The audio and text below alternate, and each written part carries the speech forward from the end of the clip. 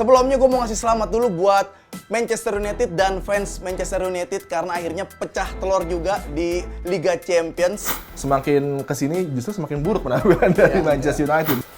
Kematangan bermain sejauh ini kan masih belum sesuai dengan harapan ya, walaupun sudah membeli Amrabat.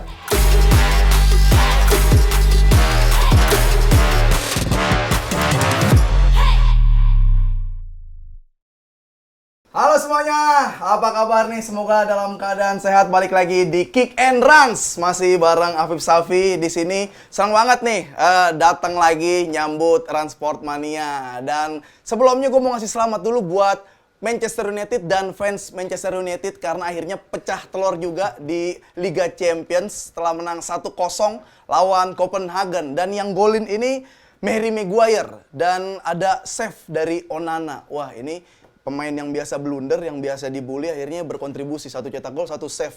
Mudah-mudahan seminggu ke depan tidak terjadi apa-apa di Indonesia. Cuaca-cuaca tetap stabil seperti biasa. Tapi kita nggak cuma bahas MU, bahas juga pertandingan Liga Champions yang seru lainnya. Dan seperti biasa, gue di sini nggak sendirian, sudah ditemenin oleh Bung Adiani dan ada yang akhirnya datang lagi, kita tunggu-tunggu. Ada Bung Supri. Wih, Dortmund. Mantap. Makanya kemarin nggak ada. Iya. Tapi dari jauh kayak Jurgen Klopp ya. Sama. Baik. Nah, tapi sebelum kita bahas kemenangan Manchester United, ya mau ngingetin sekali lagi buat Transport Mania ini buat like, komen, dan subscribe channel YouTube Transportainment ya. Ayo, tolong kerjasamanya, ayo karena banyak nanti berita-berita olahraga yang bakal di-share nih. Nah, kita ke Manchester United berhadapan dengan Copenhagen. Kita secara keseluruhan dulu aja dah. Gimana nih, Bung Adiani melihatnya nih pertandingan MU Copenhagen? Ya, yang kita sudah bahas ada pemain yang akan menjadi pemain Indonesia, Kevin Dix, yang di minggu lalu kita sudah sempat singgung dan dia menjadi pemain yang bisa membuat balance pertahanan Copenhagen sangat baik ya. Di laga kemarin praktis ada 14 tembakan ke arah gawang. Grabara juga kiper yang sedang inform. Kedua pemain tersebut melakukan tugas mereka, tapi sayang memang satu kesempatan bagi Maguire di tiang kedua gagal untuk bisa diantisipasi. Ya, itu saja kesalahannya sebenarnya, dan di akhir ada peluang bagi Jordan Larson sebenarnya untuk bisa menyamakan kedudukan, tapi dia gagal. Jadi pertandingan yang lagi-lagi United tidak istimewa. Untuk kali ketiga memang ada kemenangan beruntun all competition, tapi semakin kesini justru semakin buruk penampilan dari Manchester United. Bahkan ini yang mengkhawatirkan lagi karena ada laga di akhir pekan menghadapi Manchester City ya, derby yang juga sangat tricky, yang tentunya fans United harapkan formnya walaupun belum terlalu baik dan belum menemukan ritme yang ideal terutama di lapangan tengah, tapi grafiknya cukup meningkat nih. Jadi harapannya bisa mempersulit langkah City untuk meraih 3 poin, walaupun memang dari laga menghadapi Copenhagen lagi-lagi ya masih jauh dari apa yang diharapkan. Nah, kalau Bung Supri Ya, minimal kemenangan ketika mengalahkan Copenhagen kan membuat mentality mereka sedikitnya meningkat. Satu, kemudian juga rotasi yang dilakukan Ten Hag juga sangat baik, memainkan Eriksen secara instan bisa merubah situasi menjadi pembeda dan membuat assist. Artinya kedalaman skuad kan sangat penting ya. Kemenangan ini akan mereka pergunakan sebaik-baiknya untuk bertemu dengan Manchester City. Ya kan, di derby nanti kan, apalagi sejauh ini kalau berbicara game plan, kemudian juga berbicara kematangan bermain sejauh ini kan masih belum sesuai dengan harapan ya, walaupun sudah membeli Amrabat untuk bermain sebagai pemain yang berposisi nomor 6. Ya, tapi sebelum kita jauh ke Manchester United, ini kan di Copenhagen ada pemain yang berdarah Indonesia. Itu ada Kevin Dix. Nah, ini Kevin Dix sebelum permainannya gue baca nih Om, ada berita yang dia tuh pengen banget ke Indonesia. Membela timnas. Ada juga yang dia nggak mau. Jadi sebenarnya cenderung gimana tuh? Cenderung kemana tuh? Untuk bermain di Indonesia ya pasti ini kan menjadi satu kebanggaan ya. Artinya siapapun bisa bermain di Indonesia untuk bisa meloloskan timnas Indonesia di kualifikasi Piala Dunia di 2026 nanti. Apalagi kalau melihat performa dia secara individu luar biasa, kemudian build up-nya juga sangat baik. Tapi ingat, ketika bertemu dengan pemain-pemain yang lebih cepat ya kan, memang dia agak kedodoran. Ini menjadi permasalahan klasik gestur postur pemain-pemain Eropa. Mereka tinggi, tapi dari kecepatan pasti pemain-pemain Asia lebih menonjol lah. Oh iya, itu berarti kalau emang agak kedodoran, celananya agak dikencengin aja ya biar nggak terlalu kedodoran. Nah, Manchester United nih, Ya. Bung Adi. Kemarin golin dari lini tengah, McTominay golin. Nanti yang golin Harry Maguire. Strikers penyerang-penyerangnya gimana nih? Maksudnya, Ya. apakah itu jangan-jangan strategi Ten Hag nyimpen striker nggak usah golin, back aja yang golin? Ya, sebenarnya idealnya dengan adanya Højlund, adanya Martial, Marcus Rashford, harusnya ketiga pemain depan ini bisa lebih optimal untuk menjaringkan bola ke gawang ya. Tapi nyatanya kan di all competition masih struggling. Højlund memang ada 3 gol di Champions League, tapi kemudian di Premier League masih 0. Big chances miss-nya juga cukup banyak, ada 5 di sana. Dan Rashford ya, dari Premier League memang cuma hanya Rashford pemain depan yang bisa menciptakan gol, dan hanya 1 saja. Ini yang masih menjadi keadaan yang kurang optimal bagi United ketika peluang-peluangnya ada, para pemain di posisi yang tepat, tapi finishing masih jauh dari ideal, dan egoisme masing-masing pemain masih terlihat di lapangan. Ini yang harus bisa dirubah, terutama Rashford yang mungkin formnya di Inggris sudah membaik dan harusnya bisa kebawa ke klub, tapi belum juga nyetel dengan para pemain lainnya. Ini yang membuat tentunya cukup mengkhawatirkan. McTominay kalau di Scotland ketika dia diposisikan lebih advance justru menjadi pemain yang luar biasa karena ada McGinn di belakangnya. Tapi kalau di Manchester United, Ten Hag kenapa tidak terlalu suka dengan McTominay? Karena dia tidak terlalu disiplin. Ketika dia advance tapi dia tidak bisa mundur dengan cepat, sehingga kita lihat bahkan di laga-laga kemarin pun terlihat jelas ketika kontrol lapangan tengah nggak ada, mereka mudah diterobos oleh lawan-lawan. Amrabat juga bukanlah pemain yang bisa solid kalau hanya menjadi single pivot. Ini yang menjadi kendala bagi dirinya selama ini, suka diekspos oleh lawan dengan keadaan 2 lawan 1 di lapangan tengah. Ini tidak optimal ya. Jadi idealnya menghadapi City tentunya ada pemain yang bisa bergerak lebih deep dan bisa menjadi quarterback juga ketika passing dibutuhkan, dan Eriksen lah sepertinya orang yang tepat untuk either itu berdampingan dengan McTominay atau dengan Amrabat. Tapi sepertinya Amrabat harusnya bisa diparkir dulu ya, karena penampilannya masih belum terlalu seperti Amrabat yang kita kenal di Fiorentina dan juga di Maroko. Perlu adaptasi lah, Ya, apalagi masih perlu. untuk pertandingan sepenting melawan City kan half space ini kan menjadi kunci. Memenangkan duel lini tengah juga menjadi hal yang sangat krusial. Tinggal bagaimana kita harus menunggu magis dari seorang Rashford, ya kan, untuk bisa menjadi pembeda, bisa memberikan kontribusi dengan gol-gol yang dia harapkan. Ah, itu dia. Tapi kalau kita ke Copenhagen, ini ada anak dari Henrik Larsson. Ini Jordan Larsson yang gagal penalti. Ya, ini sebelum nendang penalti itu kelihatan si siapa Garnacho nginjek titik putih. Itu ditarkam Banten, saya sering lihat kayak begitu tuh. Biasanya jaring gitu kan. Jaring Marwais kan. Iya. Tibo ya. Nah, ini kita kembali ke orang-orang yang menjadi key player. Ada Maguire, ada Onana yang jadi penentu kemenangan. Maguire juga dari pertandingan sebelumnya juga ada pernah assist, pernah golin juga. Nah, ini emang gimana sih secara psikologis sebagai pemain nih, terutama nih awal-awal ketika dibully mulu, blunder, dia tuh panik gitu kan, akhirnya nggak dimainin. Ketika dimainin dia keluar seperti ini, bahkan udah mulai nge-tweet tuh Maguire kayak mana nih yang bully gue, seakan-akan kayak gitu. Gimana Maguire sama Onana sejauh ini? Iya, dengan pencapaian dia mampu mencetak gol, Onana mampu menggagalkan satu tendangan penalti yang sangat krusial di menit 90+6 ya kan. Ini kan menjadikan momen untuk dia mampu untuk lebih dipercaya lagi sama para fans ya. Dan pencapaian mereka membuat para fans kan banyak yang minta maaf kan.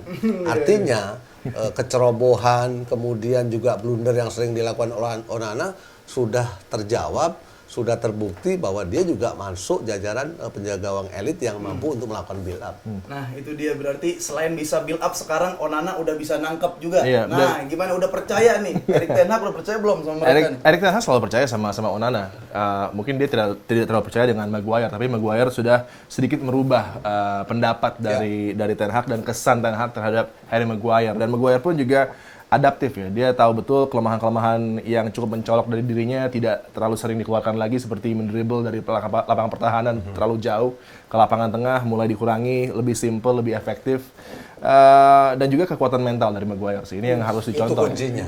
Karena dia tidak bereaksi terhadap cemoohan, hujatan, social media pun juga di lapangan gitu kan. Tetap profesional, dia tetap latihan dengan serius dan dia buktikan di lapangan. Ini yang harus menjadi contoh bagi Jadon Sancho misalnya, bagi Anthony dan pemain United lainnya, bahwa ketika dalam penampilan yang tidak terlalu optimal, dicadangkan begitu lama, tapi kemudian kalau dibutuhkan dan tim memang butuh leadership dari Maguire ya, dan dia step up luar biasa. Sebenarnya dia seharusnya sudah bisa masuk ke squad United secara reguler ketika di Carabao juga tampil baik menghadapi Crystal Palace, tapi kemudian masih dirotasi juga. Dan sekarang sepertinya dengan keadaan di pertahanan yang masih kehilangan Lisandro Martinez, opsi terbaiknya adalah memainkan duet Varane dengan Maguire.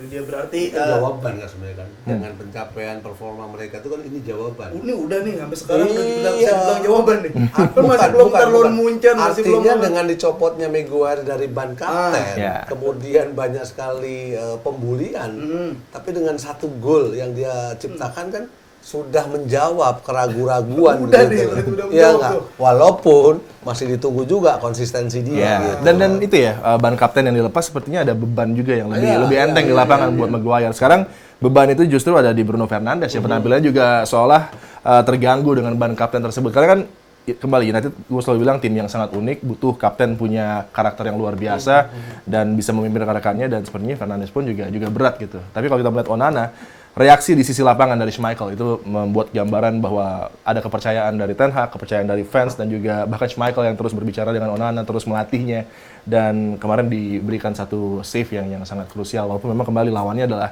Copenhagen yang harusnya bisa diselesaikan lebih cepat lah pertandingannya. Nah, itu dia, nanti kan bakal ketemu City. Nah, ini kan katanya tantangan yang sesungguhnya. Nah, berarti saran-saran itu juga harus ada yang bisa diambil dari Maguire ketika sering blunder, dibully ya. Sarannya adalah uninstall Twitter dulu sama Instagram ya, buat pemain-pemain kita juga itu uninstall dulu. Tadi Garnacho udah kita bahas, dan nah ini Rashford nih. Rashford kayak belum berubah, sampai sekarang belum berubah, dia belum bisa, maksudnya sering cetak gol lagi, bahkan belum bisa manfaatin Højlund di depan gitu. Itu kira-kira kenapa tuh Rashford tuh gitu? Nah, tapi sebelum dijawab mau ngingetin nih, nanti dulu sekali lagi buat yang lagi nonton Transport Mania, silakan di like, comment, dan subscribe channel YouTube Ransport. Nah, Ransportainment ini jadi biar masih banyak lagi berita-berita informasi seputar olahraga yang bakal dikasih buat Transport Mania. Tadi Rashford di lini depan, sorry. Rashford Ya, kenapa itu kan, nih? apa yang terjadi pada Rashford itu kan pernah juga dialami oleh Torres. Oh iya, benar Fernando Torres. Bagaimana dia sangat kesulitan untuk mencetak gol ketika bola sudah berada di depan gawang pun juga, kalau memang belum laki juga nggak bisa cetak gol. Cuman kalau Rashford, egonya memang terlalu menonjol. Sentuhannya, dribblingnya, kecepatannya luar biasa. Tapi dengan keegoan dia, yang dia lakukan, kadang-kadang malah menjadi blunder. Bukan malah membuat performa dia itu baik gitu loh. Dan terbukti sampai sejauh ini kan dia masih kesulitan untuk cetak gol. Iya, kalau Magisnya hilang. Emang tuh ada beberapa pemain yang hilang, kayak Torres hilang, kayak gitu kan, Shevchenko juga. Tapi saat itu kayaknya Chelsea-nya yang salah sih. Nah, tapi kalau ngelihatnya gimana, Bung Adi? Ini apakah jangan-jangan pola permainan di lapangannya kah yang jadi lebih susah gara-gara Højlund udah ke tengah? Ya, itu dia, karena ada Højlund, mungkin juga ini membuat bagaimana Rashford melakukan finishing juga sering terganggu dengan movement pemain di depannya mungkin.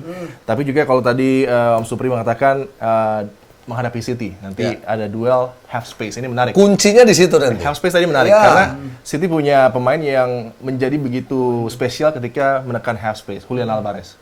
Alvarez bisa bergerak dari nomor 10 kemudian ke 11, tapi juga cenderung untuk berada di posisi half space yang akan mengganggu konsentrasi dari tidak hanya wingback tapi juga center back. Dan ini yang menjadi keunggulan dari Alvarez. Dia bisa finishing dari situ dan memberikan support yang baik bagi Haaland. Dan ini yang mungkin bisa dicoba oleh Ten Hag ketika Rashford terlalu, karena kan masalahnya dua flank dari United ini Jangan terlalu melebar. cenderung melebar, tapi kemudian pergerakan akhirnya adalah masuk Ya, ke dalam. Sedangkan inside, Højlund membutuhkan service, Højlund membutuhkan crossing.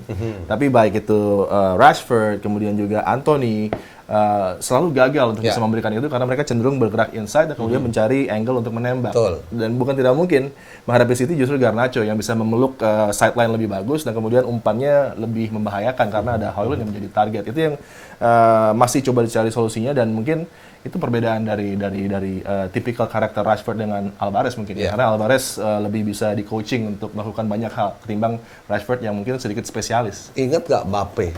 Tipikalnya bersama. Cuman kalau Mbappe masih mau melayani, jadi asis. Rashford kan sepertinya sulit. Dia seolah-olah selalu ingin jadi eksekutor, finisher gitu loh. Tapi ya terlalu memaksakan kadang-kadang gitu. Walaupun dia mampu untuk melewati 1, 2, 3 pemain, tapi kembali lagi akurasi dari finishing itulah yang menjadi permasalahan. Nah, ya itu dia berarti sebenarnya MU tuh butuh ya pemain yang dari wide jauh main di wide aja buat ngumpan. Dembele cocok tuh. Dembele main pinggir cedera abis itu. Kemarin golin, tapi dianulir. Iya nih dianulir. Nah, ini sedikit singkat ada statistik pertandingan dari kedua tim ini Manchester United, Copenhagen apa sih tadi kalau Copenhagen. Bahasa Denmark. Copenhagen. Copenhagen. Ini tembakan masih sama ya, tipis-tipis 15 Manchester United bahkan Copenhagen selisih satu. 1. Walaupun ball possession kan sedikit unggul Manchester United dengan 51%, sedangkan Copenhagen kan 49%. Artinya Copenhagen mencoba untuk meningkatkan intensitas serangan mereka dengan efektivitas. Nah, ini kalau dilihat ini Copenhagen nih, berarti kayak Galatasaray atau Munchen itu kan berarti tantangan MU selanjutnya. Ya, Copenhagen bahkan sempat unggul 2 gol ya menghadapi Galatasaray. Di akhir-akhir mereka disamakan kedudukannya. Memang gue melihat Diogo Gonçalves kemudian juga Rasmus Fils ini adalah 2 pemain yang benar-benar membuat tekanan terasa begitu dahsyat, dan bahkan Fils di gelandang ini juga bisa menjadi cover yang ideal bagi para pemain bertahan, termasuk Dix di pertahanan dari Copenhagen, dan itu yang terjadi kemarin. Mereka juga berani mengambil resiko, banyak kesempatan untuk penetratif menuju pertahanan dari United, dan mereka sebenarnya tahu bahwa Manchester United tim yang sedang dalam keadaan yang tidak terlalu optimal, oleh karenanya begitu positif mereka bermain di Old Trafford.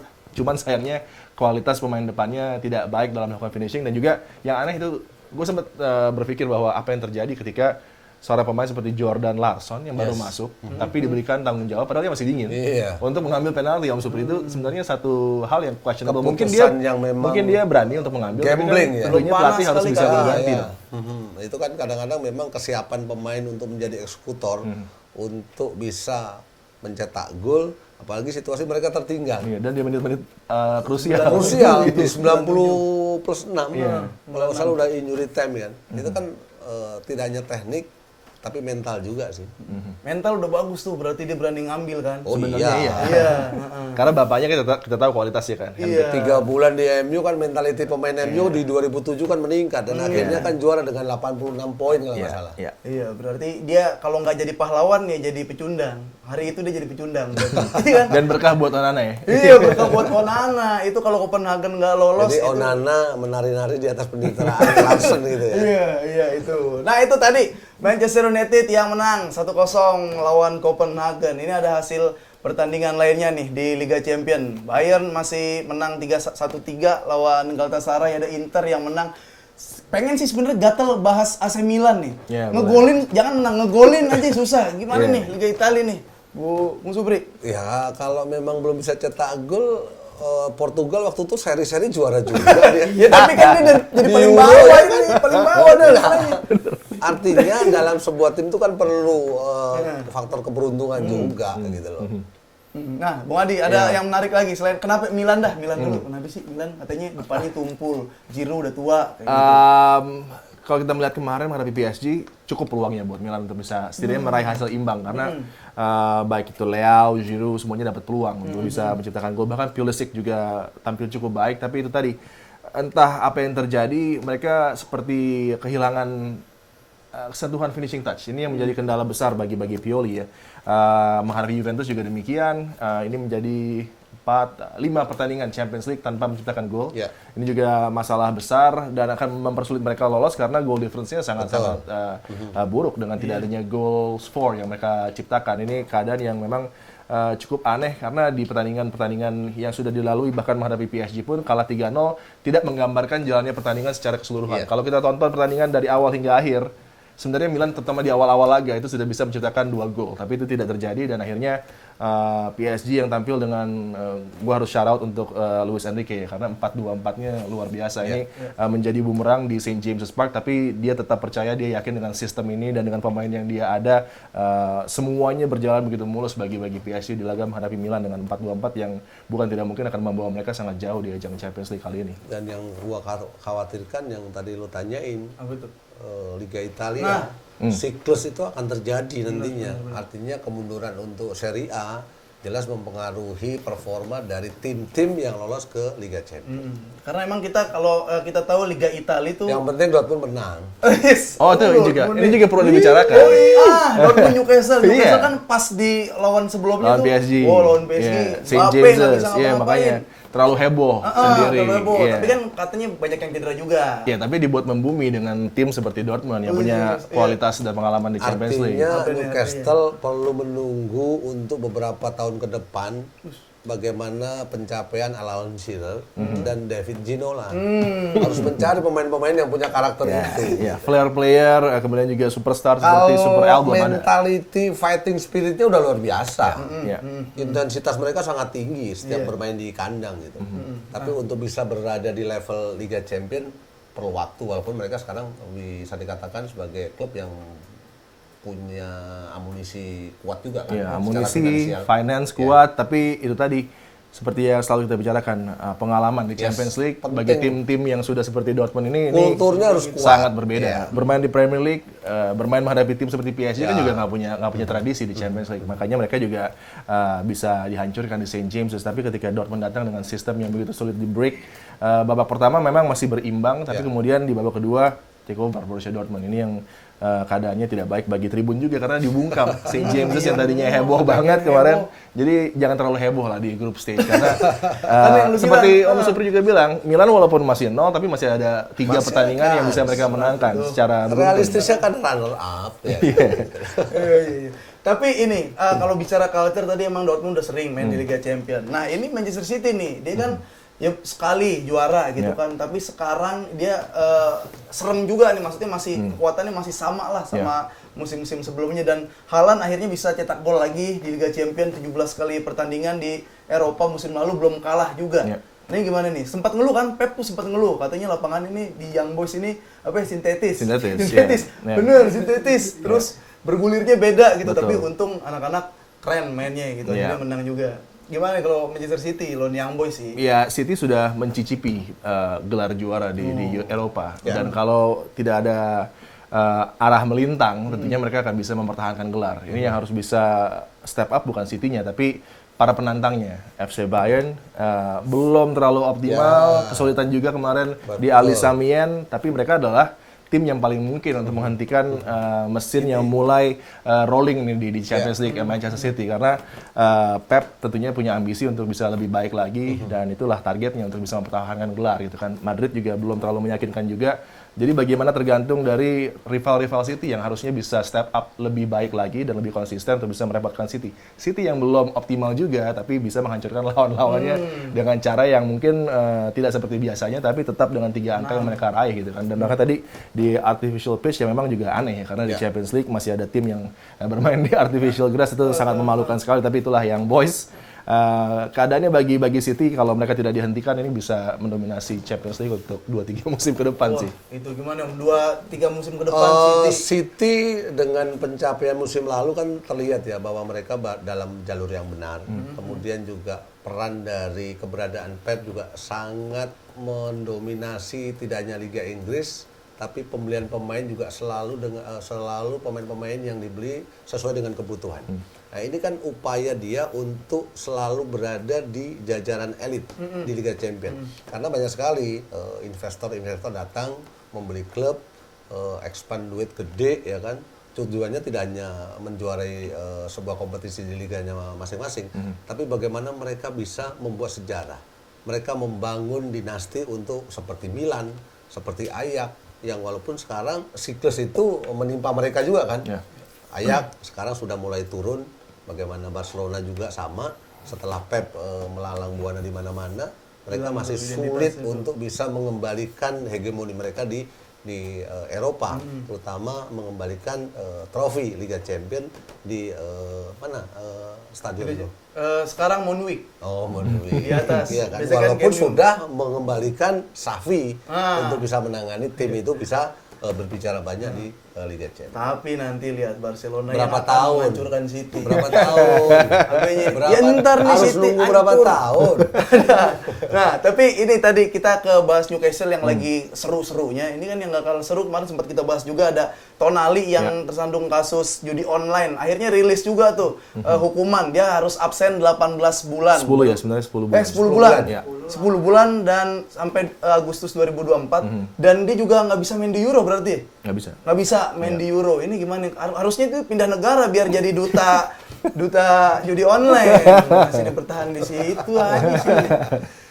Ya ini kan menjadi apa ya? Menjadi satu permasalahan yang memang sejauh ini sulit sekali ya untuk seorang pemain yang masih aktif dan mantan pemain untuk bisa hidup secara normal dengan popularitas dia, dengan finansial yang dia miliki.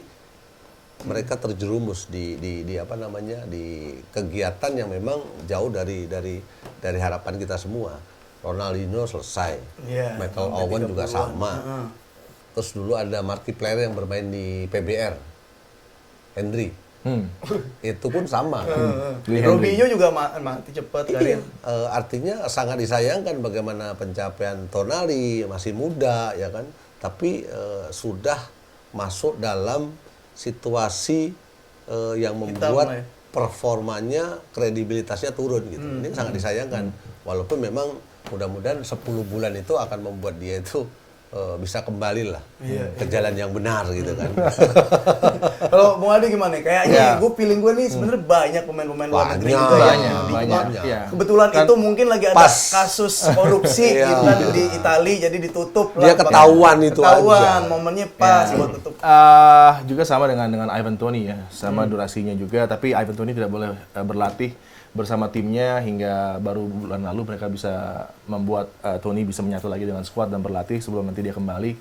Tonali masih bisa berlatih dengan Newcastle. Itu perbedaannya karena mungkin pelanggarannya terjadi di Liga Italia. Ini yang membuat mungkin itu yang menjadi pemikiran bahwa Tonali masih bisa berlatih walaupun tidak bisa ditampilkan dalam match squad bagi Newcastle. Tapi kembali gue selalu mengatakan inilah hipokrasi dari sepak bola. Kalau ada di adboard, kalau ada di LED, ada di layar-layar di sekitar stadion, semua judi. Itu sudah memberikan rekaman kepada spektator, kepada para pemain bahwa ada satu kebiasaan yang memang menjadi masalah sosial bagi seluruh manusia gitu kan. Terlebih lagi sepak bola itu olahraga yang erat kaitannya dengan adrenalin. Dan ketika, mungkin Om Supri tahu, adrenalinnya luar biasa. Dan bahkan ketika pensiun pun sulit ini untuk menggantikan adrenalin ke lapangan gitu kan. Tambahannya lagi adalah ini seperti candu kan. Kayak pelampiasan ya. Iya kan? Iya. Seperti candu menurut gua, dan ini yang menjadi masalah bagi tidak hanya Tonali, tidak hanya Ivan Toney, banyak pemain karena mereka ingin membuat tantangan terhadap diri mereka sendiri. Dan itu sangat tidak menutup kemungkinan untuk membet pertandingan di mana dia membela tim tersebut. Untuk membuat dia terpacu, bukan untuk mengatur skor atau membuat over under itu sampai, tapi challenge diri sendiri. Karena tidak bisa dipungkiri ada cellphone, ada tadi kan sponsor bahkan Ivan Toney di Brentford kan juga Hollywood itu kan rumah judi kan. Jadi kan untuk melepaskan diri dari itu sangat sulit karena di sekelilingnya ada dan bola menerima itu, tapi bola menolak pemainnya untuk berjudi. Jadi kadang-kadang cukup unik juga nih aturan-aturan yang membuat para pemain pun bisa terhukum dengan apa yang sebenarnya menjadi cash flow bagi tim juga gitu kan. Dan ini menarik sekali. Bahkan ownership Brentford juga yang memiliki Hollywood tersebut kan. Jadi aneh gitu pemainnya berjudi tapi dihukum, walaupun memang mungkin dari segi ethicalnya, dari segi sportsmanshipnya akan salah karena itu mempertaruhkan tim sendiri juga. Gigi Buffon juga sama kan, masalahnya seperti itu waktu dia kena kasus juga kan. Jadi sempat juga. Ini cuman mungkin beberapa nama dari begitu banyak pemain lainnya yang ada di bawahnya yang mungkin tidak tersentuh saat ini, tapi tentunya kembali bisa menjadi pembelajaran bagi para pemain lain untuk bisa menjauhi judi, walaupun memang ini ya tadi hipokrasi dari sepak bola lah. Iya, berarti pesannya adalah buat si Tonali, backingan lu kurang kuat tuh. Kan masa lu doang yang kena, kan yang main banyak. Siapa tuh temennya parah banget ngasih tau dia kan. Iya, dicepuin, parah banget. Bagi Oli. Aduh, parah. Tuker pala ya. Wah, ini seru banget analisa. Oh, sebelum terakhir nanya, ini kan MU baru 3 poinnya. Lolos apa enggak nih? Masih ada Galatasaray, masih ada Munchen. 2 kali kalah, 1 kali menang. Ya, realistisnya runner up ya. Wow, Walaupun ketemu pot satu. ini permasalahan MU kan adalah 6 gol yang tercipta adalah selalu tercipta di babak kedua. Hanya 1 di babak pertama. Artinya masih ada pekerjaan rumah yang harus dimaksimalkan oleh Ten Hag. Wah, berarti minimal bisa runner up. Tapi ya sulit karena Parken Stadium menghadapi Copenhagen, kemudian Alisa Mian, Galatasaray, baru nanti home menghadapi Bayern. Harapannya adalah Ya Bayern. walaupun lawan Bayern kalah. gitu kan. Harapannya adalah Bayern udah lolos. Yes. Jadi di akhir Oh, bisa iya. seimbang kan. Tapi tinggal bagaimana di Copenhagen dan juga di Istanbul nanti bisa meraih poin optimal. Karena yang terpenting bagi United juga Bayern terus membantai lawan-lawannya hingga Betul. akhir. Wah, iya itu tadi dah seru banget komentator-komentator pada kali ini, dan masih bareng gua Bung Supri dan Bung Adiani, karena masih banyak yang seru-seru lagi. Jangan lupa like, komen, dan subscribe channel YouTube Run Sportainment. Nah, jangan kemana-mana, tetap terus saksikan Kick and Runs. Sekarang kita bahas yang pasti minggu ini bakal jadi minggu terseru karena ada derby Manchester. Siapapun lawan dari United, mereka dengan mudahnya untuk bisa melewati lapangan tengah dan langsung berhadapan dengan para pemain bertahan dari United. Dengan bertemu City, ya kan, akan menjadi jawaban bahwa mereka layak untuk bisa dikedepankan di Manchester. Bukan si biru lagi, tapi si merah. Merah.